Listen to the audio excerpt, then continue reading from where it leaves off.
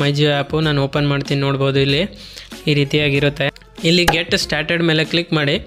Get started ಮೇಲೆ click ಮಾಡಿದ ತಕ್ಷಣ ಇಲ್ಲೆಲ್ಲ 4 ಇದೆ ಅಲ್ವಾ, ಇದೆಲ್ಲ ಜಿಯೋ ವೆಲ್ಕಮ್ ಆಫರ್ ಬಂದಿದ್ದರೆ ನಿಮ್ಮ ಹತ್ರ ಇದು ಟಿಕ್ ರೈಟ್ ಮಾರ್ಕ್ ತೋರಿಸುತ್ತೆ.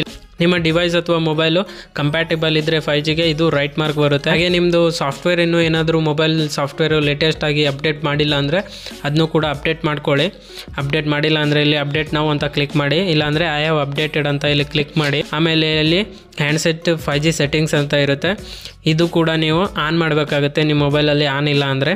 ಸೊ ಇದೆಲ್ಲ ಈ ರೀತಿಯಾಗಿ ಫುಲ್ಲು ಗ್ರೀನ್ ಮಾರ್ಕು 4ಕ್ಕೂ ಗ್ರೀನ್ ಮಾರ್ಕ್ ಬರಬೇಕು. ಈ ಥರ ಬಂದ ಮೇಲೇ ನಿಮ್ಮದು ಮೊಬೈಲಲ್ಲಿ 5G ಇಂಟರ್ನೆಟ್ ಬರುತ್ತೆ. ಸೊ ಇದರಲ್ಲಿ ಏನಾದರೂ ಯಾವುದಾದ್ರೂ ಒಂದು ಪ್ರಾಬ್ಲಮ್ ಆದರೂ ಅದನ್ನ ಯಾವ ರೀತಿ ಫಿಕ್ಸ್ ಮಾಡೋದು ಅಂತ ಒಂದೊಂದೇ ಹೇಳ್ಕೊಡ್ತೀನಿ ನೋಡಿ.